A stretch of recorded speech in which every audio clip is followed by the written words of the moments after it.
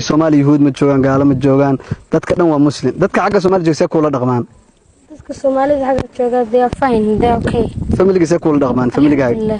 habareero adeero they play with me a lot wala yes wax fiican ku sameeyaan walba yes oo ku caawiyaan haya so asxaabtaada oo England joogan maxaa message diraysaa and I'm going to come back soon inshallah bye bye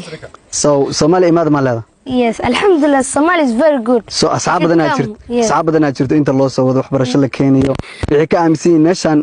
inta iman koor maxaa ka aaminsaneed I was thinking it was a place with war dagal